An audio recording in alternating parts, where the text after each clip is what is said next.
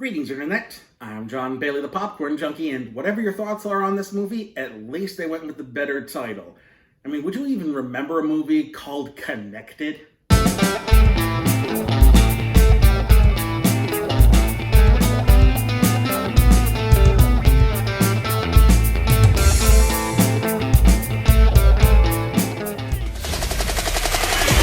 Mitchells have always been weird, and that's what makes us great.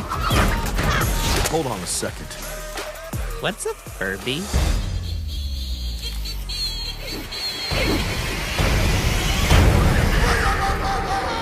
Why would someone build that?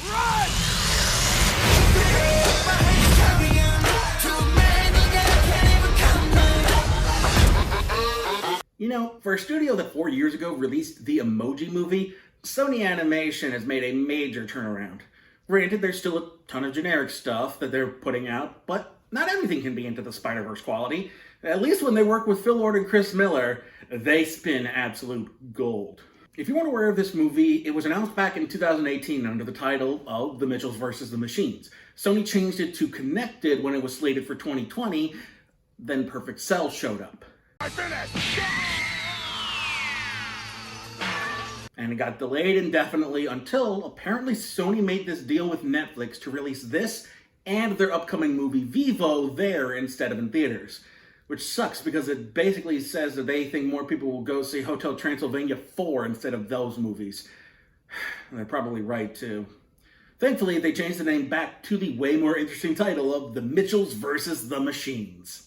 The big sticking point I always got from the trailer was how much of an anti-technology lean there would be to the movie. Given that Ray Mitchell, the dad, is very averse to technology, and because of the whole robot apocalypse plot, I was definitely concerned that this would end up being some sort of, you damn kids always talking on your phones, doing the face tubes on your Snapstagrams. Back in my day, we learned to experience the world with our own two eyes. Instead, it's actually more of a modern critique of technology, mainly that tech companies are overreaching with their need to make everything connected under the guise of convenience, plus how the current generation experiences life through technology and uses it to make all kinds of creative things. Technology itself isn't the problem. It's our indifference to it and tech companies going too far in the name of profits that's the problem. Real talk though, the Internet of Things is the dumbest thing ever. And it's not about convenience as much as it is about companies trying to harvest your data to sell off. People, you don't need Wi-Fi enabled fridges and toasters. It's okay to just have regular fridges and toasters. As for the Mitchells themselves, I loved them. Ironically, I think the main character, Katie, is actually kind of the least interesting one. She's not boring or badly written, but her family is so interestingly developed and excellently performed that I kind of forgot about her. Maya Rudolph and Danny McBride are excellent as the parents, and Mike Rianda, who used to work on Gravity Falls, manages to make the little brother Aaron bearable. Aaron is a total obsessive dork who can only really think about dinosaurs, so he's basically just me before I hit puberty. Actually, Aaron is young me obsessing over dinosaurs, and Katie is me now as a movie nerd looking to make their own content. No wonder I identified with this movie so much. As for Katie, Abby Jacobson from Broad City plays her, and she's a solid voice actress.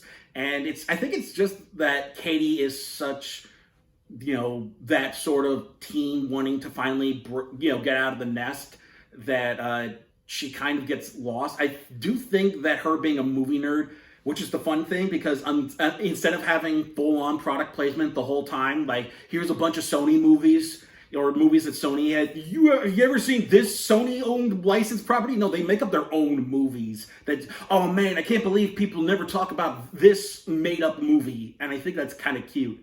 But Katie is kind of the one Mitchell I wasn't that into. Not for her own fault or Abby Jacobson's fault. I think it's just because the rest of the family is so interesting and well performed. The arcs are fairly standard. Ray and Katie butt heads because they don't really understand each other's interests and they're terrible at communicating about that, so it takes this whole adventure for them to finally get where the other is coming from. Katie feels stifled and out of place at home and wants to leave for college and never look back. And her parents want to try and make sure that she doesn't leave for college angry and never come back. And that's what this whole trip is about. And through the trip, we actually see Katie kind of understand her parents more and, why they are the way they are. And, that's kind of the point. So it's not anything new because nothing is new. Everything has been done before. It's just done well here, and I dug it. Plus, there's this whole moment where there's a liar revealed trope. And instead of the characters going, "How could you lie to us? I have no daughter," those cliches, as soon as they do it, the family gets immediately separated and just have to sit there with their emotions and then realize how stupid and wrong they were the whole time. It's actually a good subversion of the trope, and I really dug it. I was so worried. Oh God, here it comes. It's the liar revealed yet again. And where are they going? Okay then. At least it's something different. It's given away in recent trailers, but it's also doesn't take too long into the movie for it to finally be revealed that the villain is not a person, but Siri, or Cortana, or, Hey Google, that sort of thing. It's the AI assistant. The tech genius billionaire in the movie, played by Eric Andre, is so focused on having this new hotness and moving on and, progressing forward to the next big thing that he ends up pissing off his AI assistant. And here it's played by Olivia Colman. And that AI uses the Internet of Things to essentially overthrow humanity and prepares to jettison them into space, with only the Mitchells managing to avoid capture. She actually really nails down this whole evil Siri character, and I think she's a great fit for voice acting. I mean, Olivia Colman's just great in general, but I think if she does a bunch of voice acting stuff, I think she could really be a great fit for it. We also have the robots, the majority of which are played by Beck Bennett, who I swore was Tom Kenny the whole time. And then there's one played by Fred Armisen. And so you got two robots, one played by Fred and one played by Beck, that end up joining the Mitchells over the course of the adventure. And they all really handled well. The villains here are strong enough to be a threat and a challenge, but comedic enough to not make this seem completely out of place for the whole movie. You don't want to have a comedy that all of a sudden turns into like, holy shit, tonal whiplash. This got really dark all of a sudden. This actually maintains its comedicness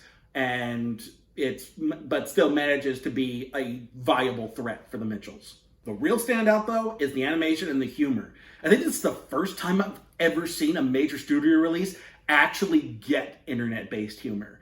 It understands how millennials and Zoomers use the internet and our style of humor without coming off as, "Hey, fellow kids, how do you do, fellow kids?"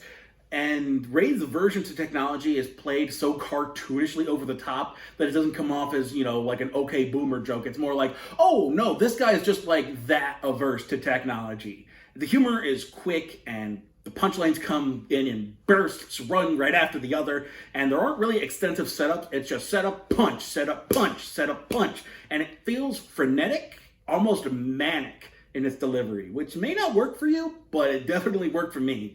On top of that, like with Into the Spider-Verse, the movie uses sort of mixed media style.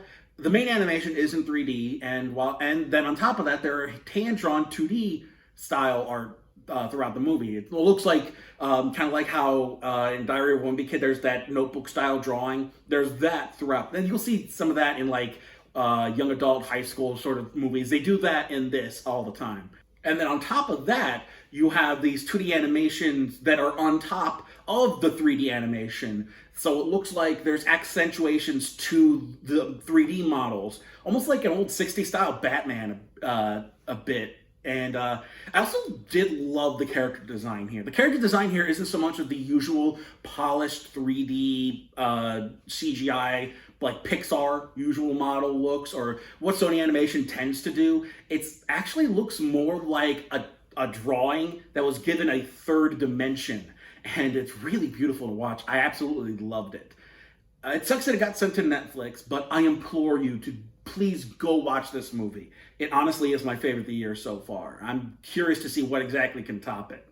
Until next time, I'm John Bailey, and if Sony doesn't give us a 24-entry Dog Cop film series, then they have failed us.